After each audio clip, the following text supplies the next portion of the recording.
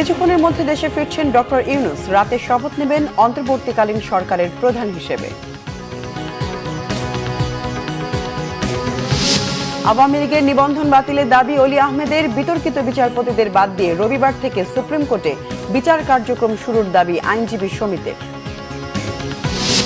বাংলাদেশে অন্তর্বর্তী সরকারের প্রতি যুক্তরাষ্ট্রের সমর্থন, দীর্ঘমেয়াদী শান্তির আশা। জয়ের বক্তব্য তার ব্যক্তিগত, ডেভিড মিলারের মন্তব্য। সাবেক প্রধানমন্ত্রী শেখ হাসিনা দেশ ত্যাগে অনুপ্রবেশের চেষ্টা উদ্বেগজনকভাবে বেড়েছে, দাবি ভারতের। বিএসএফ এর নিরাপত্তা জোরদার।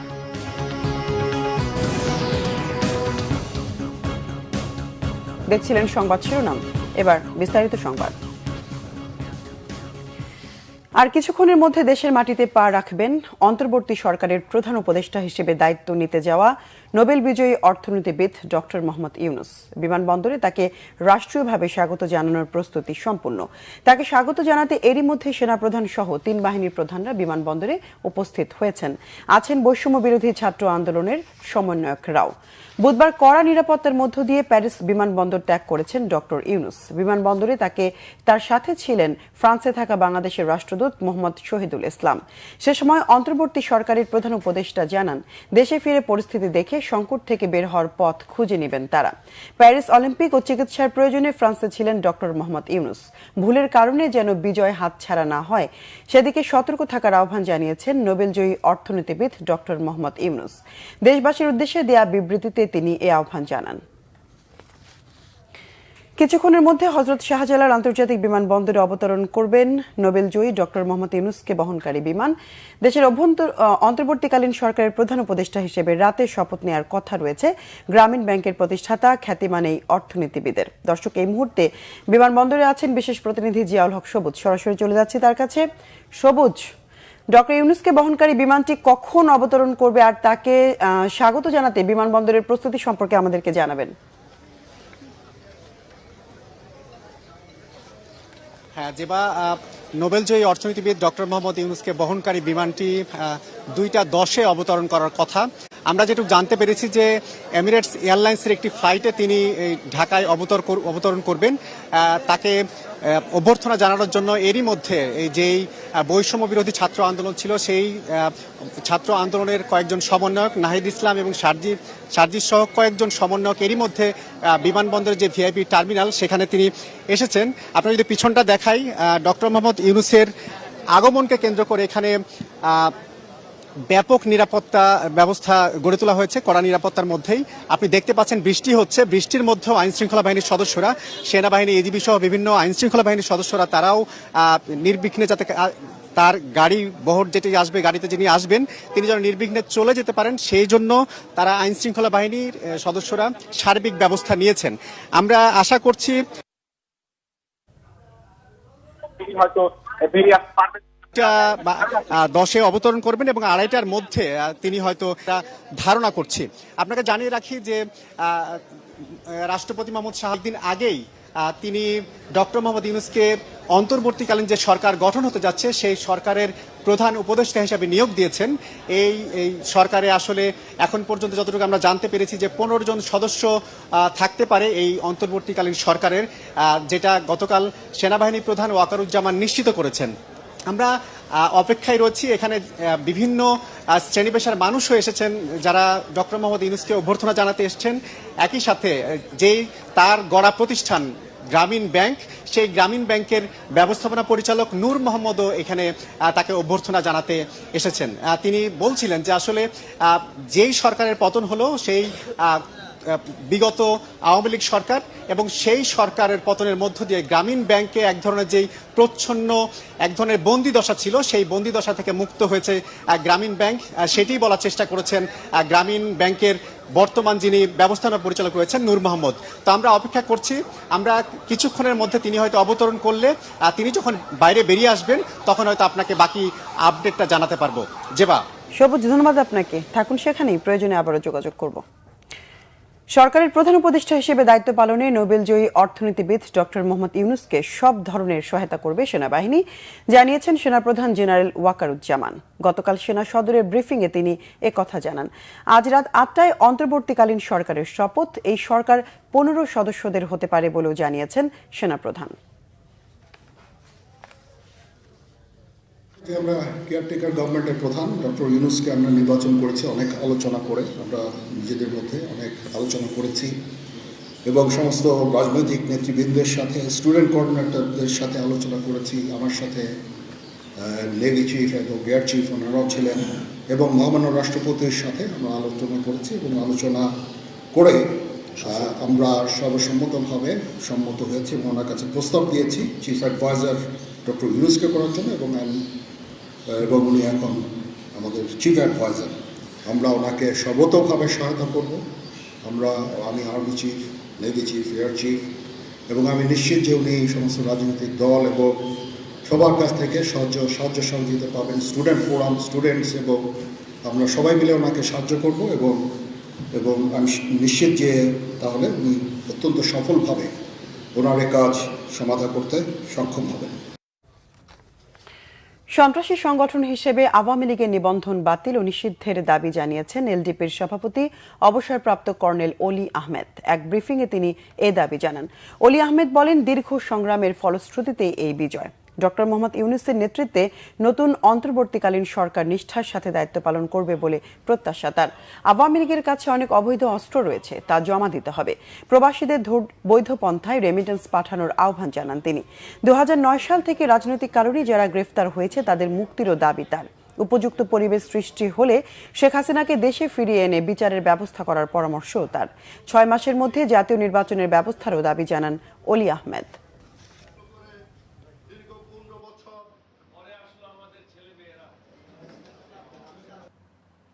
স্বৈরাচারী এবং সন্ত্রাসী সংগঠন হিসাবে আওয়ামী লীগের নিবন্ধন বাতিল এবং নিষিদ্ধ করতে হবে।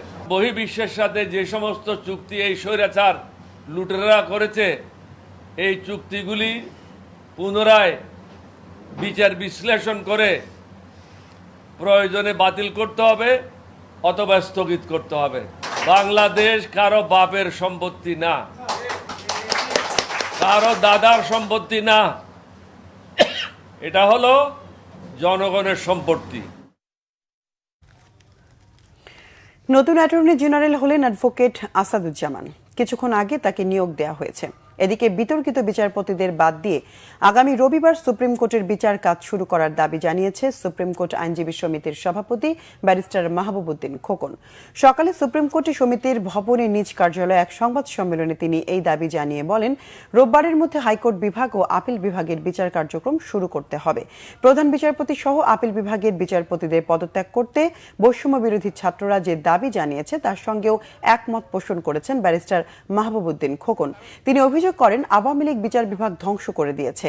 এ সময় তিনি বিচার বিভাগকে ঢেলে সাজানোর দাবি জানান। এছাড়া সাবেক প্রধান বিচারপতি এসকে সিনহাকে দেশ ছাড়া করা ও তার প্রতি অবিচার করাদের আইনের আওতায় আনারও দাবি জানান সমিতির সভাপতি।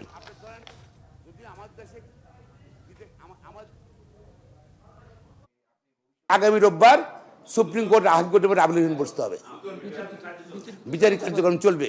বিচারিক কার্যক্রম না চলা মানে এটা একটা ষড়যন্ত্র, অর্থাৎ রাষ্ট্র চলতেছে না।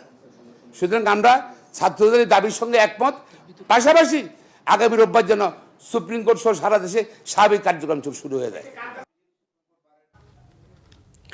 জাতীয় রাজস্ব বোর্ডের চেয়ারম্যান আবু হেনা মোহাম্মদ রহমাতুল মুনিমের পদত্যাগের দাবিতে আজও উত্তাল ছিল প্রতিষ্ঠানটির কর্মকর্তা কর্মচারীরা বলছেন, দীর্ঘদিনের বঞ্চনা ও বৈষম্যের শিকার তারা। সকালে এনবিআরের সামনে মানববন্ধন করে বিক্ষোভ জানান কর্মকর্তা কর্মচারীরা। এ সময় তারা বলেন, স্বৈর শাসকের ঘনিষ্ঠ সহচর বর্তমান এনবিআর চেয়ারম্যান ও কর প্রশাসনের সচিব শাহিদুজ্জামানকে অবিলম্বে পদচ্যুত করে বহিষ্কার করতে হবে। বিক্ষোভ চলাকালে সেনাবাহিনীর সদস্যরা এসে কর্মকর্তা কর্মচারীদের শান্ত করার চেষ্টা করেন। সেনাবাহিনীর পক্ষ থেকে বলা হয়, যে কোনো দাবি স্মারকলিপি আকারে দেবার। পরে বিক্ষোভকারীরা আজকের দিনের মতো কর্মসূচি পালন থেকে সরে আসেন।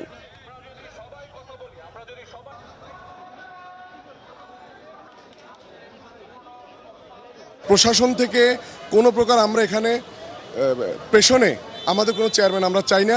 আর এই বর্তমান যে দুর্নীতিবাজ যে চেয়ারম্যান যে আছে তার আমরা অপসারণ চাই। প্রশাসন ক্যাডারের হাতে রাজস্ব বোর্ড সম্পূর্ণরূপে যেভাবে কুক্ষিগত হয়ে আছে সেটা থেকে আমরা সংস্কার চাই, মুক্তি চাই এবং সেটা ইমিডিয়েটলি চাই। দর্শক, সচিবালয়ে আছেন বিশেষ প্রতিনিধি রিশান নাসরুল্লাহ। সরাসরি কথা বলবো তার সাথে। রিশান, সচিবালয়ের আজকের চিত্র কেমন দেখছেন, আর অন্তর্বর্তীকালীন সরকারের শপথ গ্রহণের ব্যাপারে সবশেষ কি তথ্য আছে আপনার কাছে? আমরা যতটুকু জানতে পেরেছি যে অন্তর্বর্তীকালীন সরকার যিনি প্রধান হবেন নোবেল বিজয়ী ডক্টর মোহাম্মদ ইউনূস, তিনি আসলে ঢাকায় এসে পৌঁছাবেন এবং তারপরে আসলে এই যে প্রস্তুতি নতুন অন্তর্বর্তীকালীন সরকারের যে শপথ বা কারা থাকবেন সেই বিষয়গুলোর প্রস্তুতি তারপরেই হয়তো শুরু হবে। এবং এখন আমরা জানি যে এই অন্তর্বর্তীকালীন সরকারের জন্য মন্ত্রণালয় ভিত্তিক যে প্রস্তুতি রয়েছে, মন্ত্রী পরিষদ বিভাগ এবং জনপ্রশাসন মন্ত্রণালয়, সব প্রস্তুতি কিন্তু চলছে। তবে এবার একটু ভিন্ন রকমের প্রস্তুতি, কারণ জানেন যে এখন রাষ্ট্রের প্রধান হচ্ছেন রাষ্ট্রপতি এবং যার কারণে এই মন্ত্রী পরিষদ বিভাগের বেশিরভাগ কর্মকর্তা বঙ্গভবনে অবস্থান করছেন এবং সেখানে থেকেই রাষ্ট্রের কার্যক্রম চালানো হচ্ছে। তবে যেটি আমরা সকালবেলা বলেছিলাম যে এই যে নতুন যে অন্তর্বর্তীকালীন সরকার, সেখানে যারা যাবেন তাদের জন্য যে গাড়ি প্রস্তুতির একটা বিষয় থাকে, সেটি কিন্তু এই মন্ত্রী পরিষদ বিভাগের এখান থেকে করা হয় বা জনপ্রশাসন মন্ত্রণালয় যুক্ত থাকে। সেটির প্রস্তুতি সকাল আমরা পরিবহন পুলে যোগাযোগ করেছিলাম। পরিবহন পুলে বলা হয়েছে যে তাদের কাছে যে নির্দেশনা রয়েছে, তারা 25টি গাড়ি রেডি করে রেখেছেন এবং সেই 25টি গাড়ি যদি তারা এখন পর্যন্ত তাদেরকে বলা হয়নি কোথায় কিভাবে পাঠাতে হবে সেটি। তবে এই মুহূর্তে আমরা এইখানে কিছুক্ষণ আগে দেখলাম যে এইখানে সচিবালয় নিরাপত্তায় নিয়োজিত যে সেনাবাহিনীর যে ইটি রয়েছে, তারা কিন্তু হঠাৎ করে আমরা দেখছি যে এই মন্ত্রণালয়ের সম্মুখ ভাগে যে গাড়িগুলো অবস্থান করছিল তাদের সবগুলো গাড়িকে সরিয়ে দিচ্ছে এবং তারা যেটি জানিয়েছেন যে এখানে এই যারা শপথ নেবেন অন্তর্বর্তীকালীন সরকারের, সেই তাদের জন্য যে গাড়িগুলো প্রস্তুত করা হয়েছে সেই গাড়িগুলো কিন্তু কিছুক্ষণের মধ্যেই এখানে আসবে। এখানে আসার পরে আসলে আমরা বলতে পারবো যে কতটি গাড়ি আসলে এখানে প্রস্তুত করা আছে এবং যেই বিধানগুলো রয়েছে যে প্রত্যেকটি গাড়িতে একজন গানম্যান যাবেন, একজন এবং তার জন্য একজন ব্যক্তিগত কর্মকর্তা থাকবেন, সেই বিষয়গুলোর প্রস্তুতি কিন্তু জনপ্রশাসন মন্ত্রণালয় করেছে এবং জনপ্রশাসন মন্ত্রণালয় আমাদেরকে গতকালকে জানিয়েছিল যে বাকি যে সার্বিক যে প্রস্তুতি, অর্থাৎ নতুন একটি অন্তর্বর্তীকালীন সরকার শপথ নিলে যে প্রস্তুতিগুলো তারা সেগুলো সম্পন্ন করেছেন এবং সকালেও আমাদেরকে জানিয়েছেন তারা সব ধরনের প্রস্তুতি শেষ করেছেন এবং বঙ্গভবন বা সংশ্লিষ্ট যারা রয়েছেন তারা যখনই তাদেরকে জানাবেন যে সব সুবিধাগুলো তাদেরকে দিতে হবে নিশ্চিত করে দেন, সেগুলো তারা দেবেন। রিশান, ধন্যবাদ আপনাকে। দর্শক, সচিবালয় থেকে সর্বশেষ পরিস্থিতি জানলাম সহকর্মী রিশান নাসরুল্লাহর কাছ থেকে। বাংলাদেশের শপথ নিতে যাওয়া অন্তর্বর্তী সরকারের প্রতি সমর্থন দিয়েছে যুক্তরাষ্ট্রের পররাষ্ট্র দপ্তর। সজীব ওয়াজেদ জয়ের ক্ষুব্ধ প্রতিক্রিয়াকে ব্যক্তিগত উল্লেখ করে বলা হয়েছে এ বিষয়ে যুক্তরাষ্ট্রের কিছুই বলার নেই। নিয়মিত ব্রিফিংয়ে বাংলাদেশ পরিস্থিতি নিয়ে এসব প্রতিক্রিয়া দেন মার্কিন পররাষ্ট্র দপ্তরের মুখপাত্র ম্যাথিউ মিলার। তিনি বলেন, বাংলাদেশ পরিস্থিতির ওপর নজর রাখছে যুক্তরাষ্ট্র। অন্তর্বর্তী সরকারের প্রধান হিসেবে ডক্টর মোহাম্মদ ইউনূসের নিয়োগের বিষয়টিও নজরে আছে ওয়াশিংটনের। মিলার বলেন, যুক্তরাষ্ট্র দেখতে চায় যে অন্তর্বর্তীকালীন সরকার গণতান্ত্রিক নীতিমালা মেনে সিদ্ধান্ত গ্রহণ করছে এবং জনগণের ইচ্ছার প্রতি সম্মান জানাচ্ছে। অন্তর্বর্তী সরকার বাংলাদেশের দীর্ঘমেয়াদী শান্তি এবং রাজনৈতিক স্থিতিশীলতা প্রতিষ্ঠায় গুরুত্বপূর্ণ ভূমিকা পালন করবে বলে আশাবাদী তিনি। আর বাংলাদেশের সাবেক প্রধানমন্ত্রী শেখ হাসিনার ছেলে সজীব ওয়াজেদ জয়ের ভিডিও বার্তা নিয়ে কোনো মন্তব্য করতে রাজি হননি মিলার।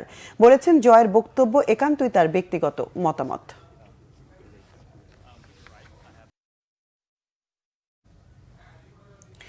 বাংলাদেশের সদ্য সাবেক প্রধানমন্ত্রী শেখ হাসিনার পদত্যাগ ও সহিংসতার জেরে ভারতে অনুপ্রবেশের চেষ্টা উদ্বেগজনকভাবে বৃদ্ধি পেয়েছে বলে দাবি করেছে ভারত। পরিস্থিতি এমনই নাজুক যে 24 ঘন্টায় অনুপ্রবেশের চেষ্টা ব্যর্থ হওয়ার সংখ্যা 600-র কাছাকাছি। ছাত্র জনতার গণবিক্ষোভে গত সোমবার শেখ হাসিনা পদত্যাগ করে দেশ ছাড়ার পরই সীমান্তে সর্বোচ্চ সতর্কতা জারি করে ভারত। কড়া নজরদারির জন্য বিএসএফ এর বাড়তি সদস্য মোতায়েন করে টহলের পরিমাণও বাড়ানো হয়। এমন পরিস্থিতিতে বিএসএফ এর তরফ থেকে জানানো হয়েছে বুধবার বাংলাদেশ থেকে ভারতে ঢুকতে যাওয়া বড় একটি দলকে ফিরিয়ে দেয়া হয়েছে। মূলত পশ্চিমবঙ্গের দক্ষিণ বেরুবাড়ি সীমান্ত দিয়ে ভারতে ঢুকতে চাচ্ছিলেন তারা। বিএসএফ এর দাবি, দেশ ছাড়ার এই বহরে থাকা নারী পুরুষের কেউ কেউ জীবনের নিরাপত্তা নিয়ে চরম আশঙ্কা প্রকাশ করে ভারতে ঢুকতে দেওয়ার আকুল আবেদন জানিয়েছেন।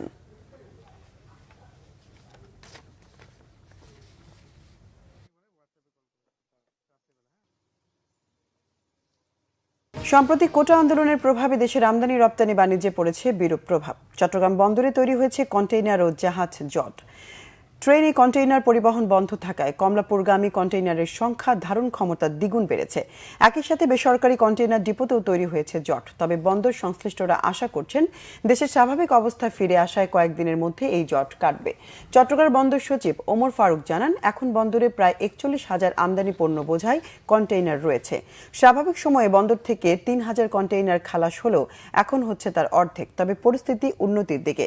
বাংলাদেশ শিপিং এজেন্ট অ্যাসোসিয়েশনের সভাপতি সৈয়দ আরিফ আহমেদ জানান, জাহাজের গড় অবস্থান সময় এবং জট কমে আসছে। পণ্য খালাসের হার দিন দিন বাড়ছে বলে জানিয়েছেন C&F এজেন্ট অ্যাসোসিয়েশনের সভাপতি AKM আক্তার হোসেন। দর্শক, এই মুহূর্তে আমরা জানতে পেরেছি ডক্টর ইউনূস দেশে এসে পৌঁছেছেন। আমরা সরাসরি চলে যাচ্ছি বিমানবন্দরে।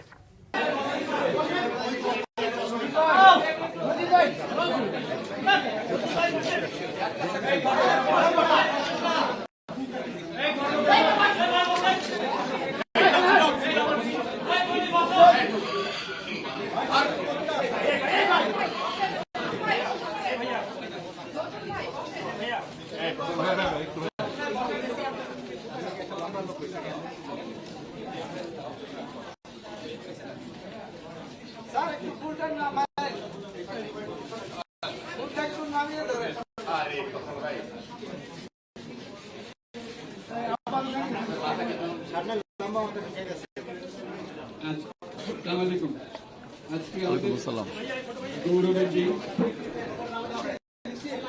যে বিপ্লবের মাধ্যমে বাংলাদেশ আজকে নতুন বিজয় দিবস সৃষ্টি করবে, সেটাকে সামনে রেখে এবং আরো মজবুত করে আমাদেরকে সামনে এগিয়ে যেতে হবে। যারা এটা সম্ভব করেছে, যে তরুণ সমাজ, তাদের প্রতি আমি আমার সমস্ত প্রশংসা এবং কৃতজ্ঞতা জানাচ্ছি। তারা আমার কাছে আছে। এরা এই দেশকে রক্ষা করেছে, এই দেশকে নতুনভাবে পুনর্জন্ম দিয়েছে এবং এই পুনর্জন্মে যে বাংলাদেশ পেলাম, সে বাংলাদেশ যেন অত্যন্ত দ্রুত গতিতে এগিয়ে চলতে পারে, সেটাই হলো আমাদের স্বপ্ন। সেটা আমরা রক্ষা করতে চাই, এগিয়ে যেতে চাই। আজকে আবু সাঈদের কথা মনে পড়ছে আমাদের, যে আবু সাঈদের ছবি বাংলাদেশের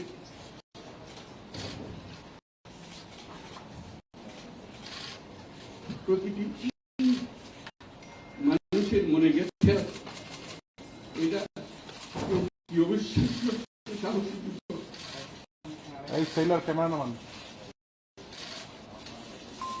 বন্দুকের সামনে দাঁড়িয়ে আছে এবং তারপরে থেকে কোন যুবতী আর সামনে গিয়ে এবং বলছি যত গুলি মারো মারতে পারো আমরা। যার কারণে সারা বাংলাদেশ জুড়ে এই আন্দোলন ছড়িয়ে গেছে এবং যার কারণে বাংলাদেশে কিন্তু স্বাধীনতা অর্জন করবে। এই স্বাধীনতাটা আমাদেরকে রক্ষা করতেই হবে। শুধু রক্ষা করেন, এই স্বাধীনতার সুফল প্রতিটি মানুষের ঘরে পৌঁছাতে হবে। তাহলে এই স্বাধীনতার কোনো দাম নেই। এই স্বাধীনতাটি পৌঁছানো হলে আমাদের শপথ, আমাদের যে প্রতিজ্ঞা, যে আমাদেরকে করতে হবে, ঘরে ঘরে পৌঁছাতে হবে।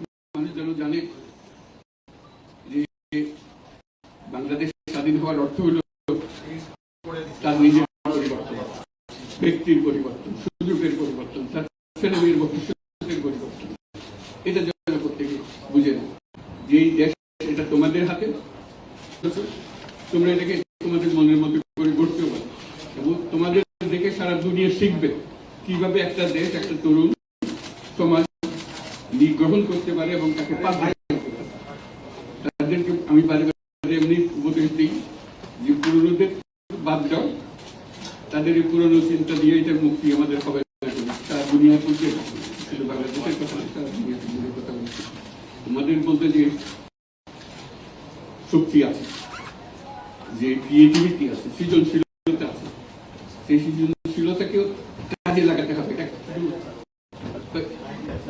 খাতাটা লেখার জিনিস, এটাকে প্রকাশ করার জিনিস, স্থাপন করার জিনিস, এটা আমরা এই আজকে আমাদের কাজটা হলো, দায়িত্বটা হলো তারা যেটা অর্জিয়ে দেওয়া, আমাদের সমস্ত কাঠামো তুলে পরিষ্কার করবে। সরকার বলে একটা জিনিস আছে, কিন্তু মানুষের কোনো আস্থা নেই। মানুষ মনে করে সরকার একটা দমন পীড়নের একটা যন্ত্র, যেখানে পায় সেখানে সুযোগ পায় তারা একটা কষ্ট সকল এটা হলো তার থেকে কেমন ভাবে সামাল দিতে হবে, তাকে একটা ভয়ের একটা জিনিস তাকে সামাল দিয়ে চলা, এটা হলো সরকার। এটা সরকার হতে পারবে। সরকারকে দেখে মানুষের বুক খুলে উঠবে যে আমাকে সাহায্য করবে, আমাকে রক্ষা করবে, আমার সরকার আমার জন্য, সরকার তার জন্য দাঁড়ায় না।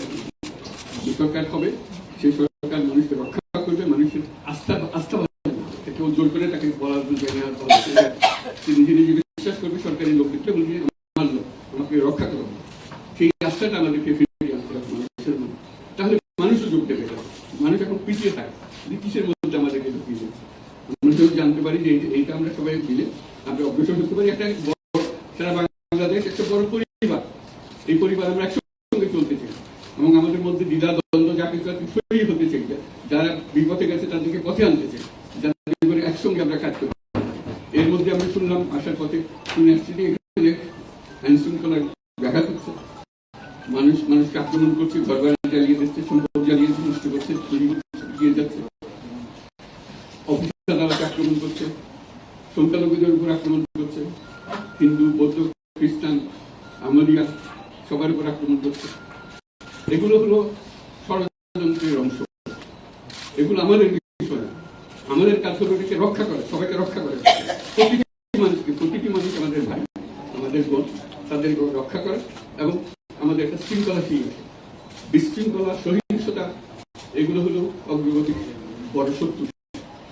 আমাদের যে যাত্রা শুরু হলো সেই যাত্রার শত্রু, এই শত্রুকে যাতে রোধ করা যায়, তাদেরকে বুঝিয়ে শুনিয়ে হোক, তাদেরকে আইন শৃঙ্খলার হাতে দিয়ে হোক, এটা বোঝাতে হবে। তাকে মেরে দিতে এটা ঠিক না।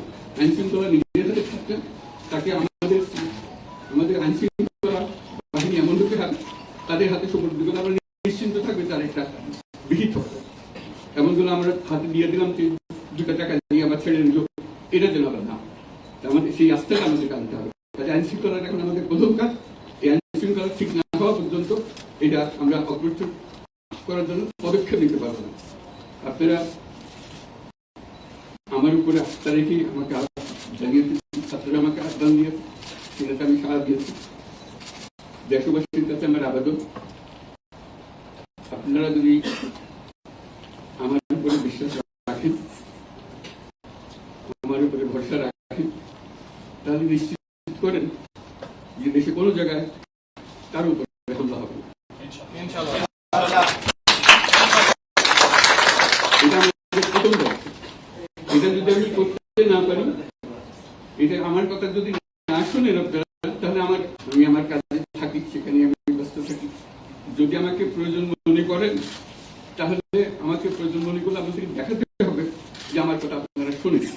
আমার কথা না শুনলে আমার কোনো প্রয়োজন নেই। আমার প্রথম কথা হলো আপনারা বিশৃঙ্খলা থেকে দেশকে রক্ষা করেন, আপনারা সহিংসতা থেকে দেশকে রক্ষা করেন, যাতে আমরা যা যা আমাদের ছাত্ররা আমাদেরকে পথ দেখায় সেই পথে আমরা এগিয়ে যেতে পারি। এটা একটা খুব সুন্দর দেশ হতে পারে, বাংলাদেশ একটা খুব সুন্দর দেশের সম্ভাবনা আমাদের। এই সম্ভাবনাগুলো আমরা নষ্ট করে দিই। এখন আবার সেই বীজতলা আবার তৈরি করতে হবে, আবার আমাদেরকে জেগে উঠতে হবে। তারাই এই বীজতলা তৈরি করবে, তাদের হাত দিয়েই হবে এবং তাদের দিকে আমরা তাকাবো এবং আমরা তাদের নির্দেশ মধ্যে আমরা অগ্রসর হব। এখানে সরকারি কর্মকর্তা কর্মচারী যারা আছেন, সেনাবাহিনী, বিমান বাহিনী, নৌবাহিনী প্রধানরা যারা আছেন, তাদের প্রতি অনুরোধ, আমরা একটা পরিবার, এইটার মধ্যে যেন আমাদের গোলযোগ না হয়, আমরা একযোগে একসাথে চলতে পারি এবং আমরা তড়িৎ গতিতে একটা সুন্দর বাংলাদেশ গড়ার পথে এগিয়ে যেতে পারি। সেটাই আমার কামনা। আপনাদের সবার কাছে আবেদন, আমাদেরকে সেই সুযোগ দেন, আমরা সেই পথে আমরা যেন অগ্রসর নিজে প্রশান্তি পাই। পৃথিবীর সবাই আগ্রহ করে তাকিয়ে আছে আমাদের দিকে। এখানে যখন ছাত্ররা রাস্তায় নেমেছে, পৃথিবীর সব জায়গা থেকে অভিনন্দন এসেছে, যে তারা অবাক হয়ে গেছে। আমাদের তো যা শিওরি হচ্ছে প্রতিদিন যা হয়েছে, অবিশ্বাস্য কারণ, তাদেরও এটা স্পষ্ট করেছে, তাদের তন্ডব জেগে উঠছে। আমাদের ছেলে মেয়েদের এই অভিজ্ঞতা ছিল। তাদের এই সংবাদ থেকে তারাও চোখ জেগে উঠেছে আমরা কি করতে পারি। কাজে আমাদের কাজ হবে এগুলো সম্পূর্ণ করা।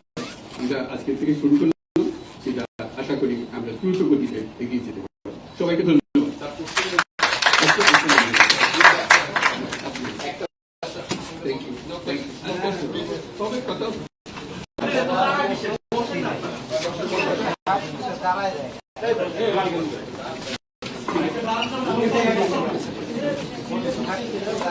দর্শক, শাহজালাল আন্তর্জাতিক বিমানবন্দরে বক্তব্য রাখছিলেন ডক্টর মোহাম্মদ ইউনূস। এই ছিল এখনকার মতো। পরের সংবাদ বিকেল 4টায়। এর আগে 3টায় রয়েছে নিউজ টপ 10, দেখার আমন্ত্রণ রইল। এছাড়া বাংলা ভিশন সংবাদ ও সংবাদ সংশ্লিষ্ট অনুষ্ঠান দেখতে ভিজিট করুন www.bvnews24.com ও facebook.com/banglavisionnews এবং সাবস্ক্রাইব করুন youtube.com/banglavisionnews। এতক্ষণ সঙ্গে থাকায় ধন্যবাদ সবাইকে।